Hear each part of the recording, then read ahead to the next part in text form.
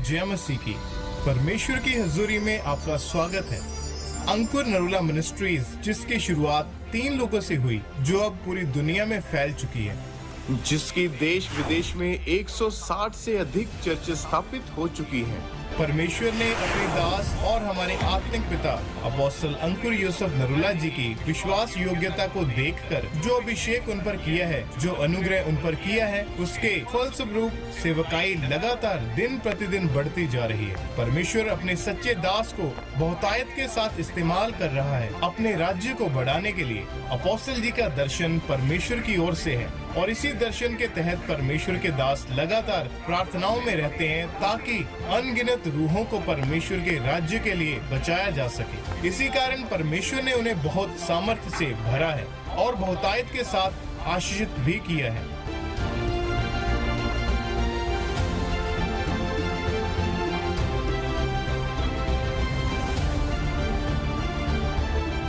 आप भी अपोस्टल जी के दर्शन के साथ जुड़कर आशीषित जीवन जी सकते हैं और परमेश्वर के राज्य में बढ़ चढ़कर हिस्सा ले सकते हैं। हालेलुया। आइए हम मेरी भविष्यवाणियों की पुस्तक में से आज के वचन को पढ़ते हैं।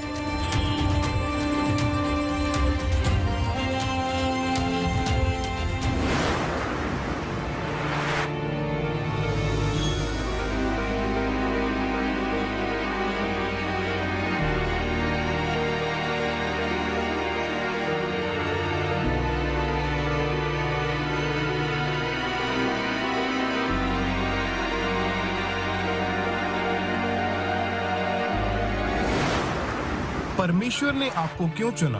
यूहन्ना अध्याय 15 उसकी 16 आयत में लिखा है, तुमने मुझे नहीं चुना परंतु मैंने तुम्हें चुना है और तुम्हें नियुक्त किया कि तुम जाकर फल लाओ और तुम्हारा फल बना रहे, कि तुम मेरे नाम से जो कुछ पिता से मांगो वो तुम्हें दे। मेरे प्रियो, जब परमेश्वर आपको चुनता है तो वो आपके जीवन से कुछ बड़े कामों को लेना चाहता है। परमेश्वर ने आपको व्यर्थ में नहीं चुना। जैसे कि जब आप सब्जी खरीदने जाते हो तब आप पूरी दुकान खरीद कर नहीं लाते, आप वही खरीदते हो जिसकी आपको जरूरत होती है, क्योंकि आप जानते हैं अगर सब खरीद लिया तो खराब हो जाएगा। इसी प्रकार परमेश्वर ने भी आपको व्यर्थ नहीं बनाया है। आप दुनिया में ऐसे लोग भी देख सकते हैं जिनके हाथ पांव नहीं है। शैतान उनके मन में डाल सकता है कि क्या जीवन है तेरा, तू कुछ नहीं कर सकता, उठ बैठ नहीं सकता, खाना खा नहीं सकता। परंतु निक वजिसिक परमेश्वर के एक ऐसे अभिषिक्त दास हैं जिसने अपना जीवन परमेश्वर को दे दिया है।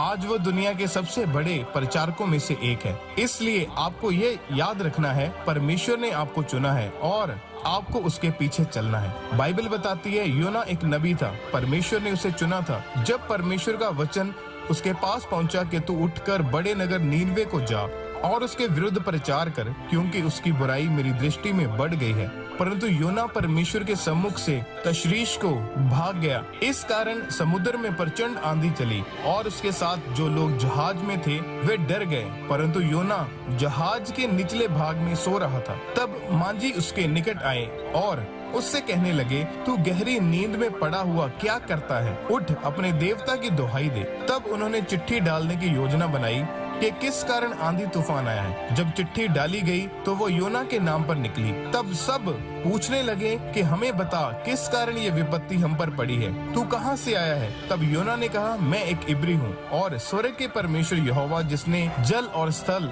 दोनों को बनाया है उसी का भय मानता हूँ। तब वे सब डर गए और कहने लगे, अब हम क्या करें? तब योना ने कहा, मुझे उठाकर समुद्र में फेंक दो, तब समुद्र शांत हो जाएगा। फिर जैसे ही योना को समुद्र में फेंक दिया गया तब समुद्र शांत हो गया और योना को मगरमच्छ ने निगल लिया और योना उस मगरमच्छ के पेट में 3 दिन और 3 रात पड़ा रहा। याद रखें, योना नबी के जीवन में यह विपत्ति क्यों आई? क्योंकि वो अपनी बुलाहट से भाग रहा था। जब मैं बीमार था, चंगा नहीं हो पा रहा था, उस समय जो विश्वासी मेरे साथ में थे